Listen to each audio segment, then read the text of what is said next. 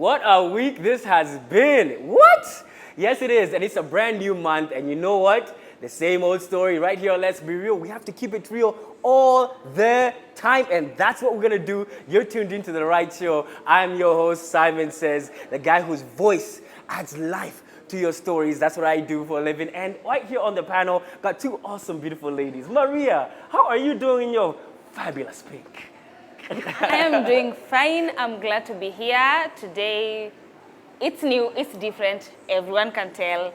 I am Maria Nyambane Waweru, the author of Love the Original You and Marriage is a Scam. Yes, today I have you ask how do they look like? This is what you're going to find in Naivas supermarket when you go to buy them.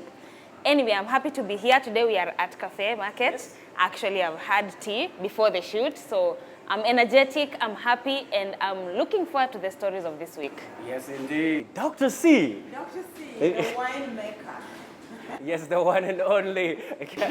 Dr. C, the winemaker. And today we are at Cafe Village Market, and they stock our wines. Yes. They also, they have another branch at Raptor Road in Westlands. They also stock the wines. So for those of you who are joining us for the first time, so Samantha, there's a Samantha White, Spanish wine, Kenyan brand. There's Samantha Rosé here, and Samantha, the red. Yes. Exactly. And you said you have something for this new month.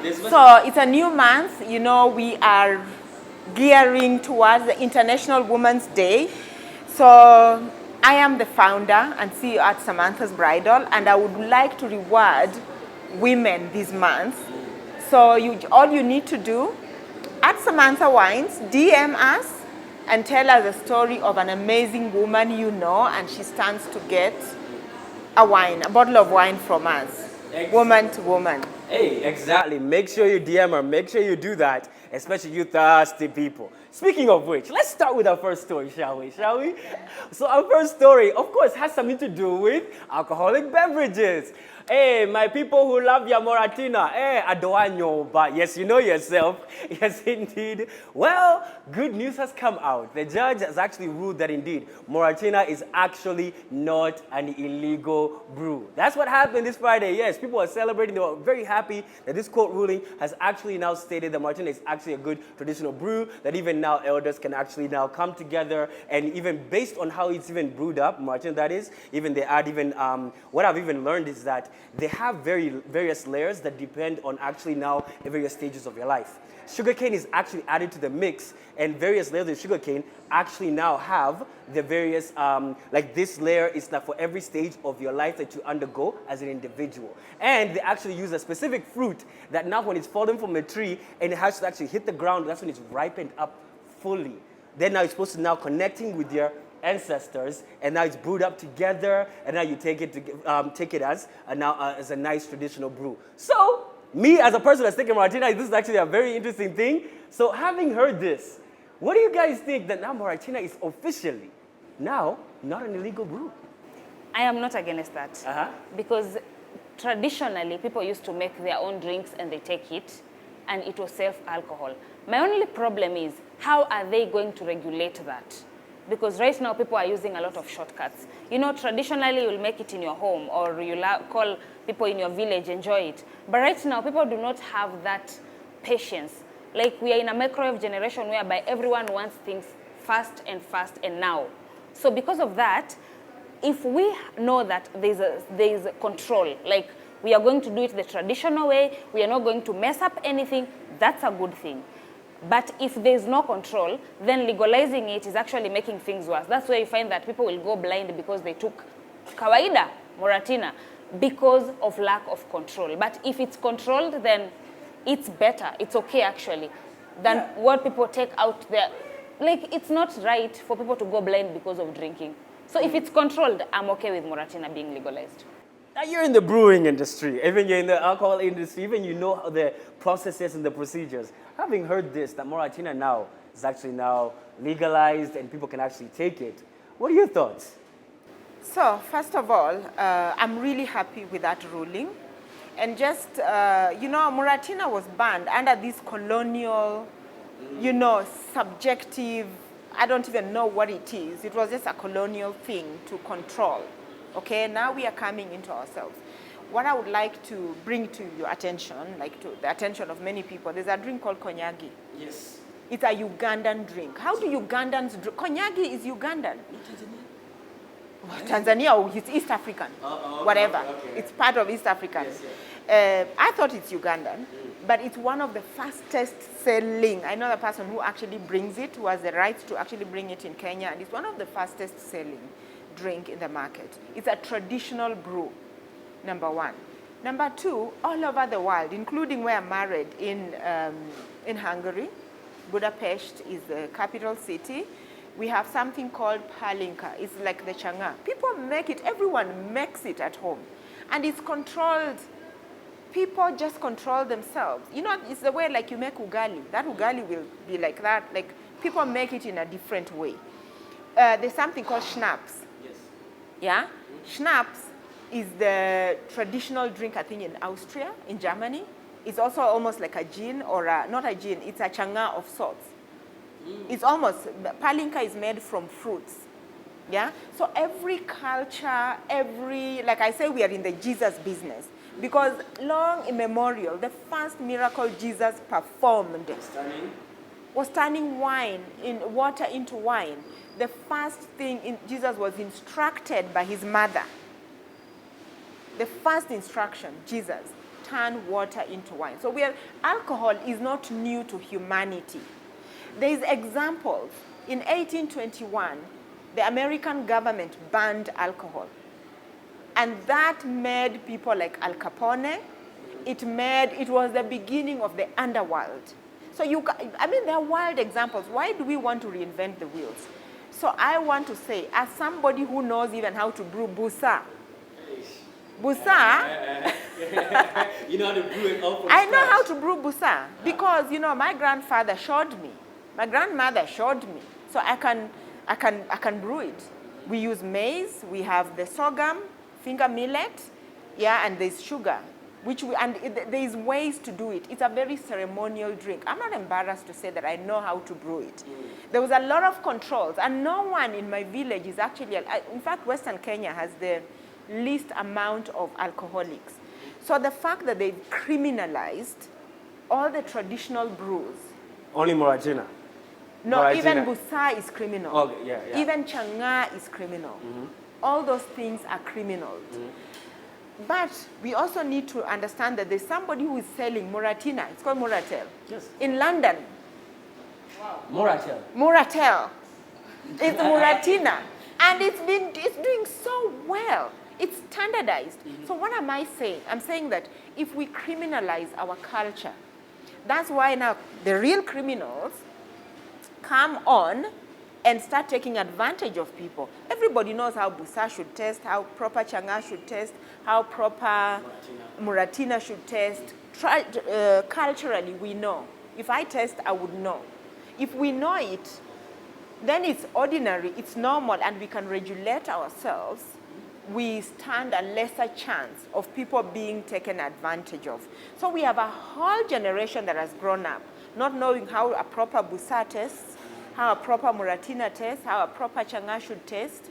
Yeah? We are bringing in all the international brands that are coming in. What do you think is vodka? Vodka is the changa of Russians. Keg. What about keg even? Keg is a busa of I don't know who. Of Germany. Of Germany. Yes. Those are all traditional drinks. And I'll tell you something.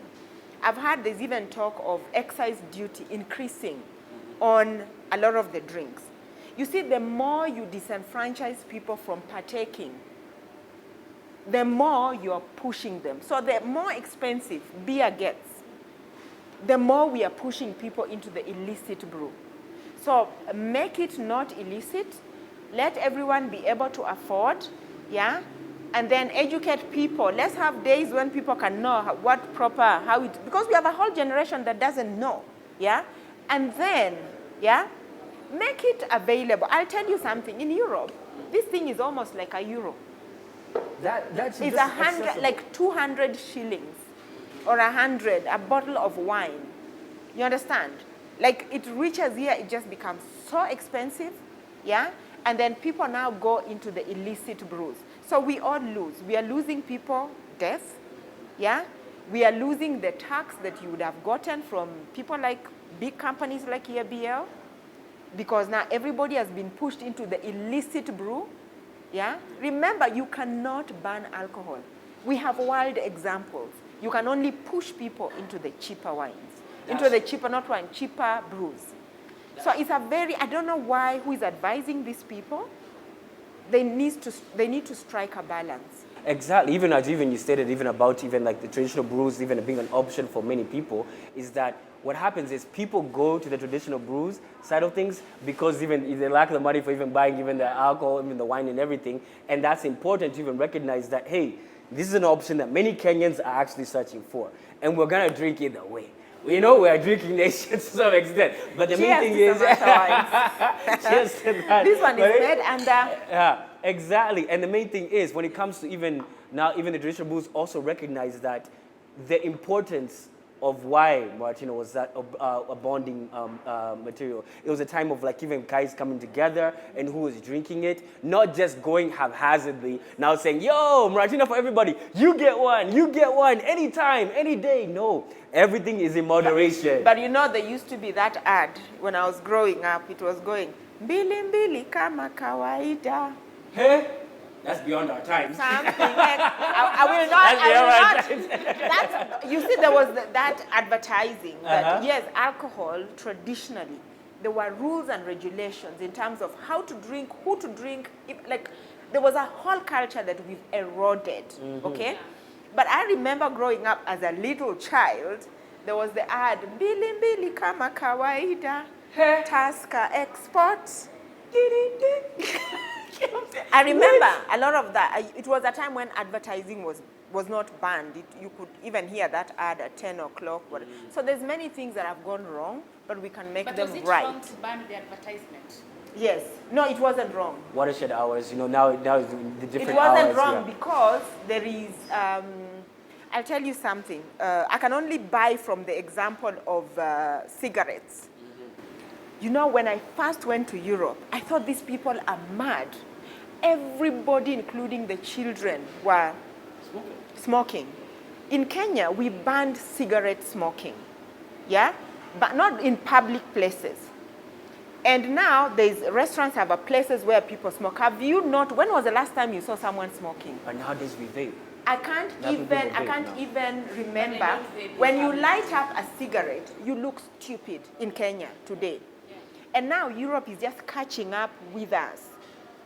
You understand? So there are some things, obviously, you don't want to expose children to alcohol. You don't want to expose children to other things that are not until they are making the decision. Now there's a vaping menace we need to deal with. That's true. And speaking of even another menace, Dr. C, so tell me that story about that morgue that had a very interesting occurrence. Tell me that story. What's going on? You know what they say, when it rains, it pours. It seems to be pouring at the War Memorial Hospital. So there's this story of where a body is just stolen from the morgue. This body has been there for the last almost 3 to 4 years. Can't remember the exact time. And apparently they owed almost about $1 million bob in hospitals are struggling. It's a big menace, yeah? Almost $1 million bob in treatment debt. And the family has been unable to take the body. So what these people did was to organize for a body haste, not a money haste. People broke into the mortuary and stole the body. Wow. And successfully? Successfully so, they did. Okay, hospitals are struggling to the point of holding a dead body. Yes. You see the thing is, yes, they are. And I'll tell you why. You see, hospitals, some of them are private investments, some of them are government investments. And that's why I think it's a good thing the government introducing this universal health.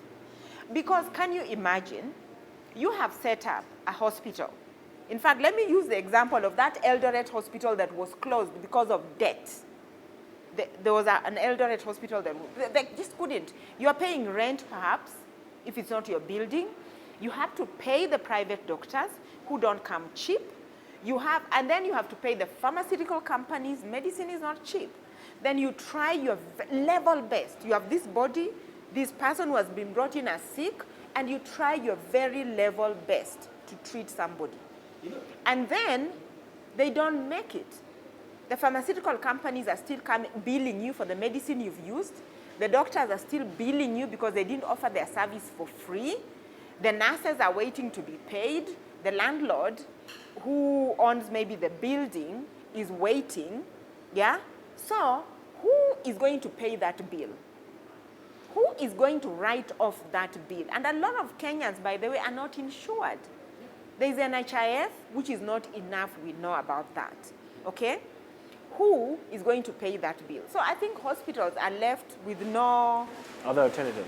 No alternative than to hold the body, which in our culture we hold as, by the way, it's a very strange culture. Yes. That we want to see the bodies to be brought, we look at it, it's extremely strange. But now, here's the thing, let me give you the pushback on that. It's a form of even saying goodbye, because I recognize that even when my mom passed away, even my stepmom passed away, it's actually very important. It's like a tradition of like saying goodbye, also even waving, giving a sense of respect. I recognize the importance of that. But you know, the family mourned for 4 years now, waiting to say goodbye. Not even more. Okay, yes, but then there's also a tussle in between the families.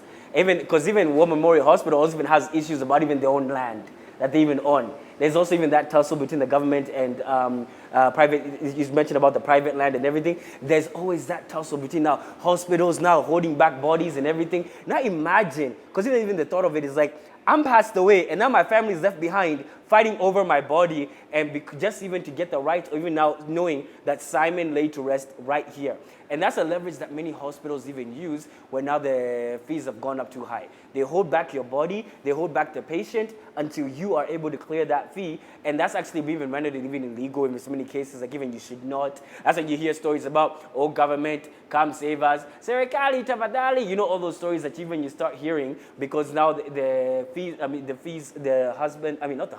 hospital materials, fees has gone so high. Even the family members cannot even pay it off. And that's what the hospitals use as leverage. But this body going missing had to do with an inside job.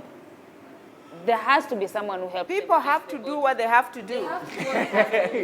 Someone made something out of helping the body get out, because there's no way that I can plan a body haste in a hospital. 4 years later, I have not been visiting this body. Remember, I don't know what goes on there. Yeah. So there's someone who was corruption even with dead bodies now. Wow. That's a movie. I know. That is a movie. Because that's a good idea. Body heist is because things are actually being stolen and everything. But speaking of employees, even as you mentioned, so there's an employee story that you got for your end side of things. What's going on, Maria? Well, an employee was slapped by an employer, Robert Mazenge, from Kawangware, Kawangware Senior Park. And he slapped a female employee. I don't know why we are still in the era whereby people can use violence. I don't know. We are still fighting no kids in school, or no caning in schools. Now we are here fighting employers beating their employees. And even worse, every time we speak about it and say that a male hit a female, we go back to we've not recovered from everything that has been happening for the last few months. You know what? Me, I have to chime in on that, but I'm going to use your word, Simon. Say it. I'm always using, there's something you said about these people who are killing women. You said a criminal mind. It's just a criminal mind. It doesn't matter whether you're killing a woman, beating a woman, it's a criminal mind.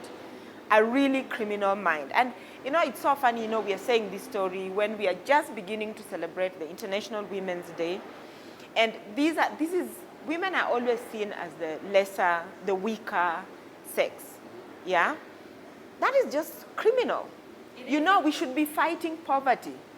At this point, I feel like I'm back in the 70s. That was the slogan. Fight poverty and not fight women. Yeah? There's many other things to fight. And that was not slapping. He literally was beating her. Beating her and beating her. This man is a criminal. He has to be arrested and charged. There should be zero tolerance. What if he's been doing it, but only this time that he was seen? Because I feel like nowadays a lot of people are tolerating it to a point that until someone sees or until a CCTV somewhere spots it. Because this is not someone who looks like they started today. It feels like it's something that has been occurring, going on and on and on. And if something could be done so that we don't wait to see or for it to be loud enough for us to know, like, don't stand even a single slap from a fellow human being. It's wrong. But let me just say something real quickly. Even this is, now this is a message to all Kenyan employers. Because Kenyan employers, it's very interesting because a lot of the times, many Kenyan employees feel like that lady without the physical. You are kicked and you're beaten through the work that even the workload that even you're given. A lot of people even have their tongue lashed and they're beaten because of even, like, for example, you know how, boss nakuja. Everybody now starts straightening up. Everybody starts now lining up and doing their work properly and everything because you know that employer is harsh and you're being heavily underpaid. I'm sure you can even relate. And at the same time, you're overworked. So usually in that case scenario, what you even realize, beyond even that beating itself, even before that, I'm sure that payment was even under payment, and I'm sure it's overworked. And then that employer, they don't have the dignity of even recognizing that indeed, your employees are your resource, not your utility that you can just throw out here and there. Kenyan employers like quickly throw away, like saying that you can come in and I can throw you out anytime, and they use that undertone to actually now point at you and actually push you down. Oh, you think you're the only one who can come and do this job? Talk about, get out. And that's literally the undertone that many Kenyan employers have. Yes, I'm talking to you. That is the truth. And that what happens is, now that comes from there. Then all of a sudden now people now come, and then now the employer even has that God figure like, oh, boss. I am the boss. You should come and adore me. You should come and make sure whatever I say should not be undermined. Whatever you have to input is going to be overlooked. And that's why many Kenyan companies, they don't actually even grow. Why? The employees are usually the people who are in touch with the clients. The employer is not, sometimes they lack the touch qua ground. What is really happening with my product? How is the client's integration or even with my services? When you come in, what usually happens? The employer usually does not have that in-touch thing. Guess who has? The employee. So if you as the employer, you mistreat your employee, how is the employee supposed to communicate to you what is really happening with your client, who is actually giving you the money for you to sustain your business? So if you are being a foolish employer who actually now bashes your employees, you are not only you're neglecting your own business, you're diminishing your own income, and at the same time, you're slowly running yourself out of business. So congratulations, you foolish Kenyan employees. You are bashing yourself. And that person will not actually be in job soon. On the flip side, an employee who has a family to feed, children waiting at home, they tolerate because money. They know, money. Because right now, you know that finding a job right now is really hard. A lot of companies have been laying off people. A lot of people don't have jobs that are tarmacking right now. So you will tolerate even the wrong things because you know that if I leave this place, where am I going to feed my family from? How am I going to survive? So sometimes it's out of desperation that you tolerate that bad employer. Dr. C, even what do you see it from this angle? Have you seen a lot, even in your circles, for example, a lot of boss-like tendencies when it comes to employers? Have you seen that sort of thing? Or have you seen even this kind of structure where how do employers generally talk about the people that they've employed? Okay, so fortunately for me, I was very lucky in terms of as an employee, having worked having worked for big corporate companies, you know, like Pfizer, one of my best employers. When I talk about them, I still say we when I refer, and this is so many years ago. Yeah, I really enjoyed working at Pfizer.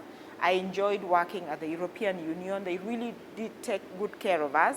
But I had a really a very short stint at a company when I just started in the pharmaceutical business. And let me tell you, there was nothing like job security.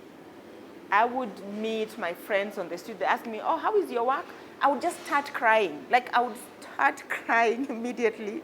It was a very bad place to work. I was there for a very short time, but it left an indelible mark on me in the sense that anyone who works with me, you know you have job security. I will never ever threaten, I never ever threaten my employees in terms of, oh, you don't have a job here. There could be perhaps many other things, but the one thing, if you work for me, you know you have job security. So for me, out of that experience, I thought job security is a very, very important thing for employees, and I try to ensure that my employees actually have that, yeah? So about other people, how they are running their companies, and you're right, it's part of the reason why Kenyan companies are not growing, because of what you just said, yeah? Customer relationship, lack of but even though for some of the companies that are very successful, one of the things that I have learned is that they treat their employees very well. Very, very, very well. Like they treat them so well, yeah? And that is part of the success metrics for those companies. So there are companies that are treating their employees well, yeah? But this particular case, I just really want to really brand it as violence on women. And we know even today there are women living in marriages where they are thinking, oh my goodness, my children, where will I go to? They're in that situation where they don't know what to do, they don't know where to go to, and they're in bad marriages, and they're dying, being killed. That's true. Hey, and on that note, we might need to take a breather real quickly. But before we do, remember, hey, get yourself a sip of Samantha's wines. Hey, by the way, you're celebrating some women. Yes. Tell me more about that. So this month, for those of you who may not know, we are celebrating the International Women's Day, which is on the 8th of March, a day set aside by the world to celebrate the achievements of women and just recognizing women as bringing something on the table. Yeah, you know, traditionally we are the weaker sex. And to celebrate, to mark that, we are giving away a bottle of Samantha. It could be the rosé, you pick the one you want. The rosé, the red, or the white. And to win, just write, nominate somebody who has inspired you. And maybe you want to thank yourself. Nominate yourself. Write to us what inspires you about yourself or inspires you about the other person, and you stand a chance to get Samantha wines.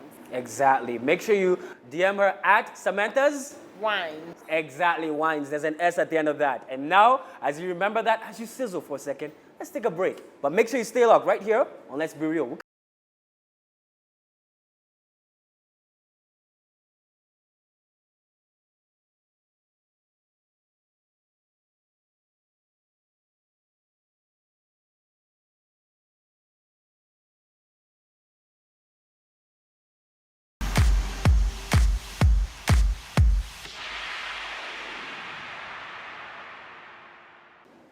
Oh, you're back already. Well, welcome back right here, only on Let's Be Real. Yes, indeed. We're keeping it real right here. Yes, with Samantha's Wines. Yes, I'm taking a sip. You should also take a sip. We told you earlier, at Samantha's Wines, DM, if you are that lady and you believe that indeed you have that empowered lady who you actually want to nominate and actually get a bottle of wine, do that. Do it at Samantha's Wines. She already told you. But right now, what I want to give you is, you have a very interesting story, don't you? This is very interesting, actually. A 62-year-old from Donyo, Nairobi, owns a butchery.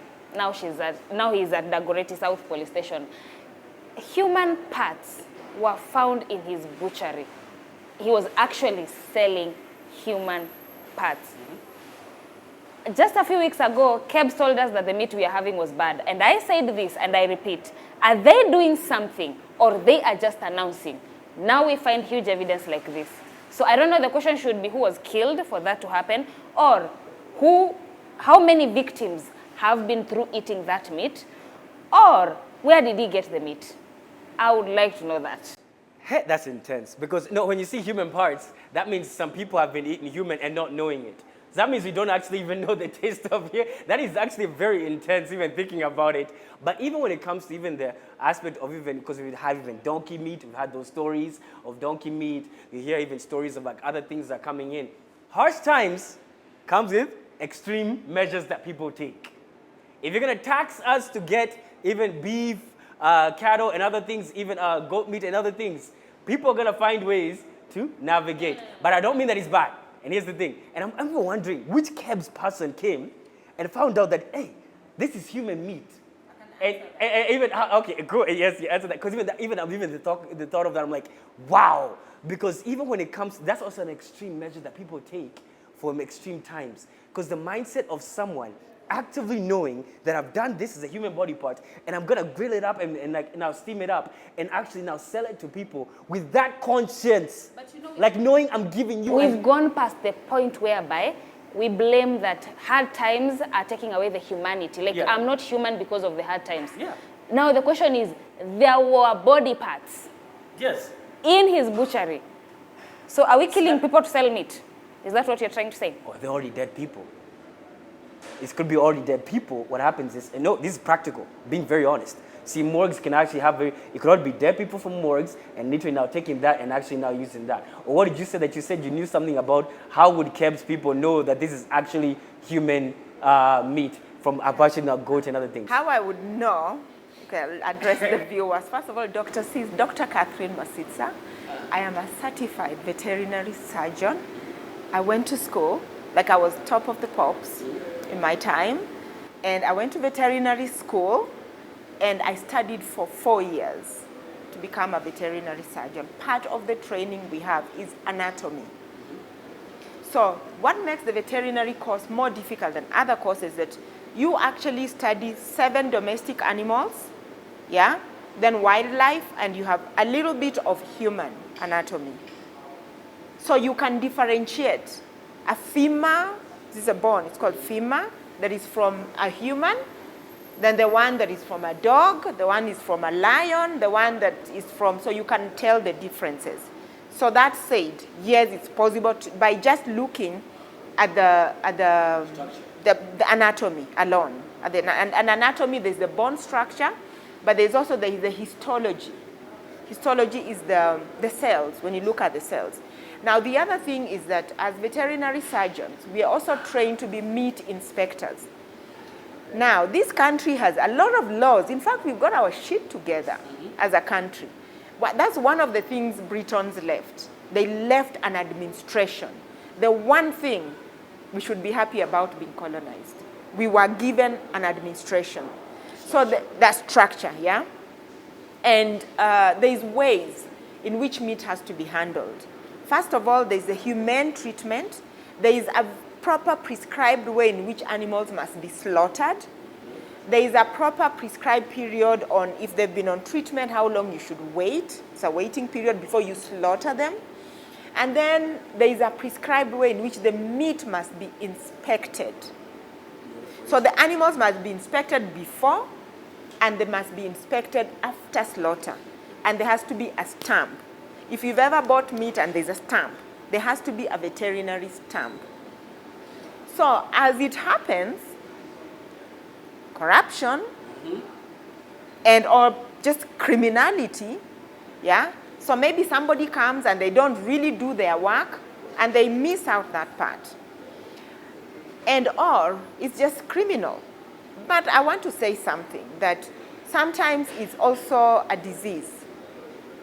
There's people who actually eat human meat. Just they go out of, in fact in Uganda there was a case recently where somebody actually slaughtered their child and left the meat there for the wife to come and prepare when she comes from church. Very recently, I think this year, the guy was sick and for him he just wanted meat. But that said, people have to be aware that out of meat there's a lot of transmissible diseases. Like if you eat dog meat, there's a lot of diseases that you can get from dog meat. If you eat human meat, like for example, if you eat the brain, there is like in Guinea, is it Guinea-Bissau? There is where they actually eat human brain and human meat and they have a neurological disease that is only found there. In fact, I forget the name. My husband is a neurologist, so I know it. So people have to know the dangers. There's real dangers on eating animals that are not prescribed for human consumption. But you know they don't know. They don't know, and that's why, as a country, and hopefully for many people listening, you have to be aware what you're eating. You have to demand, has this meat been inspected? Can I see the veterinary stamp on your meat? So you go to butcheries that they look legit. Yeah, this is just the thing. Don't just eat any meat anyhow. Remember how Corona came? The pangolins. From the pangolins in China. Okay, that was one of the theories, that someone ate the pangolins and how HIV crossed the barrier. So there's a barrier, they are called zoonotic diseases. As I've said, it's called zoonosis, a disease that passes from animals to humans. So there are certain animals, if you eat them, that disease crosses the barrier. Yeah, that's how HIV apparently actually came, because it was a disease that is in the monkeys. And because people eat monkeys, and that's how that disease, viral disease crossed. So there's a lot of dangers in eating even human-to-human meat.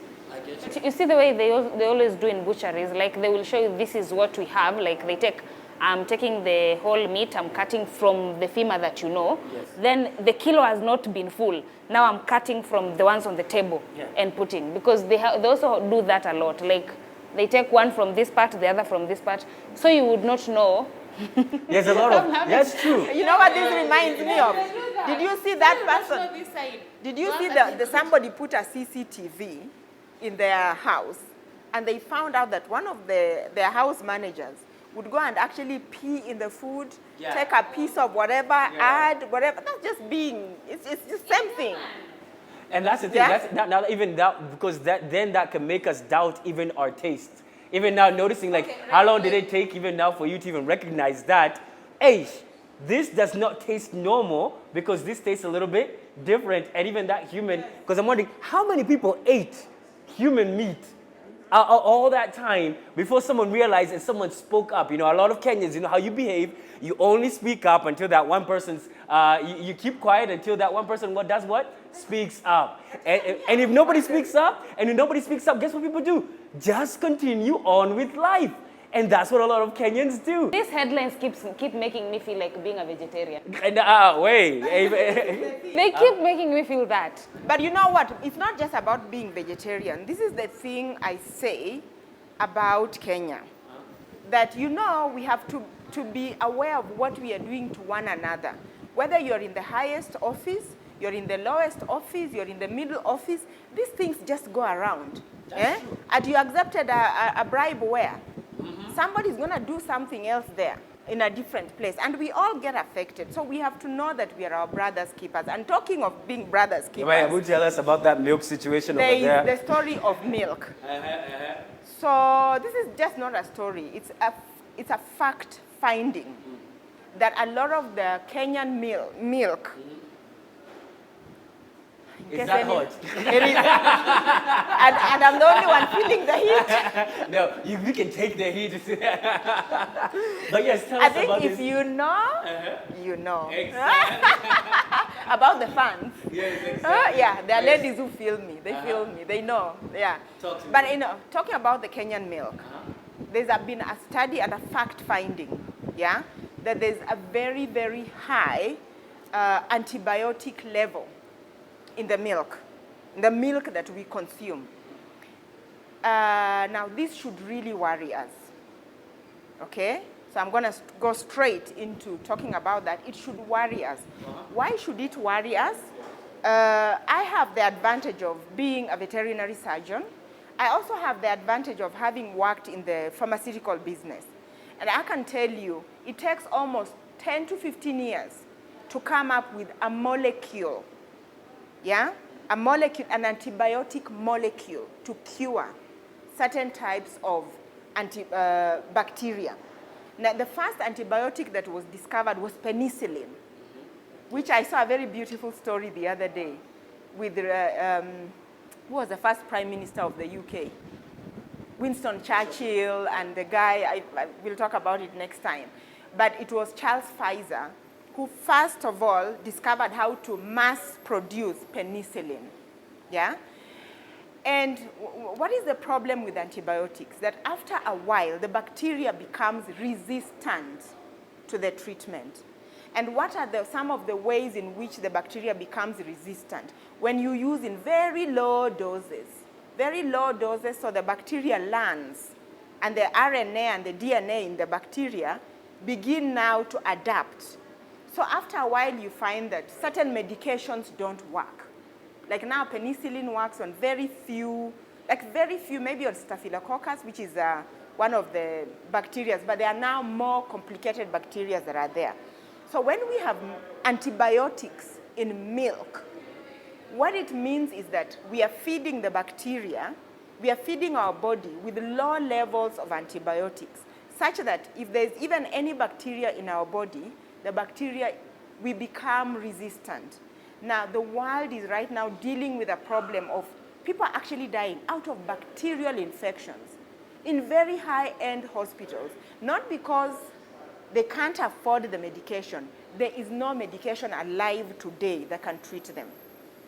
So what this means is that if we are having antibiotics in milk, it means when you take your child to hospital with a very basic infection, they cannot be treated with the antibiotics that we have. That's so. And something even let me put my CEO hat on because CEO's not here. Because CEO even mentioned something about 2 weeks ago about how many farmers, what happens is that when it comes to the cattle and everything, you're not supposed to even milk the cow or when you're actually now injecting with antibiotics even for a certain period of time. Yeah, that's called the withholding period. Exactly. That withholding period, even that grace period, now a lot of farmers, because of the desire to actually get more produce, get more milk, and even to continue the income phase, they actually now continue with the process of milking, and then now they'll actually now give that milk towards the processing plants and so on and so forth, the factories. And now that overlooking process with now KEBS, as we're mentioning here, because we mentioned about the meat process that you brought up, and now that now trickles down to what? The coffee that you even take, that milk that even you take in the morning, wherever you put your milk in, even in the ice cream, even that process, even because there's milk even in that. Now that eventually now come into you now will lead to now other diseases that will now creep up. And it all starts from where? The negligence on the ground by KEBS officials and the overlooking of even farmers and so on and so forth. It is not KEBS officials. We need to put in laws and regulations. There was a time during the Uhuru regime, they had actually said, you're not allowed to sell milk to your neighbor. And everybody said that, because they are in the milk business, that's why they want to just have all the milk taken to the processing. So what happens with the processing plants, they actually check the milk to ensure that the milk doesn't have the antibiotics. But what am I saying? That's why I've declared it on this show before that there is a level of socialism we need to have in Kenya. And I'm seeing our president actually doing it. We need to ensure certain basic safety nets for people. If people cannot have basic, like if you're a farmer and you know if I don't sell this milk today, my child will not even go to school. Oh my goodness, I can't even pay my rent. We need affordable housing. We need education. We need free healthcare for people. Social nets for people so that we can be our brother's keeper. We don't sell human meat to humans. We are doing these things because people are desperate. They don't even now care about humanity. So unless we can put in safety nets, that the basics for people. Can we talk about now the most delicate part of this? The most delicate part of this is we recommend milk to children. Mm-hmm. Yeah, we recommend milk to children because of the calcium, and also, they're active, so we need their bones to grow and get stronger. Now, here are reasons why parents like me would be like, I don't want to give you milk because I don't want to go to the hospital with a bacterial infection that I can't treat. Yeah. Like, I don't want to lose you completely because someone decided that they're going to give their cows antibiotics. Mm-hmm. But we know we need the milk. So it's sometimes we may say KEBS, but we may also say that humanity should prevail here because we know this is a generation we are raising. Maria, as an adult, personally, I don't take milk, by the way. So I can decide I'm not going to do milk. But now, how can I raise a child without doing such things? And you're not going to be giving kids supplements for the calcium. We need to give them the milk. And that's key. Even you mentioned it. This integrates very interesting to our next story, something about SHIF, the new one that the government wants to bring in. Yes, it is the new one that the government wants to bring in. Like, forget NHIF. The government now wants to add an S to it and call it SHIF. And what is this going to be about? Social Health Insurance Fund. So now here's the thing. You've heard about the Social Health Insurance Fund. They've told you now you're going to remove 2.5% from your salary. Now they want to package it in a nice way. You know how the government packages in a nice way? No, this is not for you guys. We're gonna like relieve the headache from the young 190, the small guys. Now you'll not be paying 500 shillings. You'll be paying only 300 shillings. But they'll make it compulsory because they're coming for you who doesn't have a structured salary. Ooh, the government is coming in every single way. They'll find your way in your pockets, whether you like it or not. And even going further, you guys there who are in polygamous marriages, congratulations, yes, congratulations. Now here's the other issue. They'll say every single wife is now considered a different household. I love that. I love it. I love it. Yes. Hey, Abu, explain to me. Okay, first start. Let me hear why. What do you mean? If you're on different households, before you marry, you'll have to know that you are going to be taking care of us differently. Huh? Wait, now you're... No, what do you mean? What do you mean? What do you mean? Okay, wait. Now, you want you to be considered a different household just because you're a different wife. You know, you got to give us some time. Here's what I mean. Here's what pushback I'll give against this. You as a man, if you consider a wife every different household, that means now you have to take care of bills over here. Yes, and bills over there. Yes, I understand that. But what if we now stay all together? Okay, I'm not going to advocate for someone staying with me, yes, but you cannot stay, even if we are staying together, we are not staying under the same roof. Yeah. So if this is my home, it's my home. That is your home, that is your home. Deal with your home while you deal with my home and provide fully provide. In every aspect of things. In every aspect of things. Because if we are going to accept polygamy, it's a very, very African thing, yeah? It's a cultural thing, yeah? And not to talk against it. I'm just saying there were rules and regulations about being polygamous. It means you have the means and the ability to look after all the homes. So if you can marry 10 wives, marry 10 wives. Just make sure you're building your own schools, you're building your own hospitals, or you can actually pay.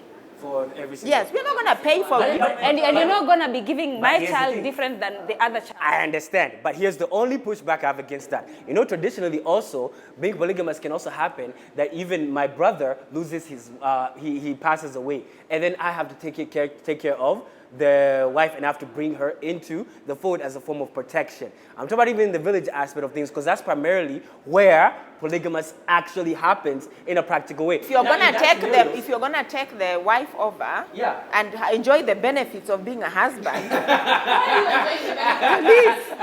sometimes you may not. I thought it was supposed. Okay. Then don't. You only take over the wife if you can look after her. If you can't, you let her go.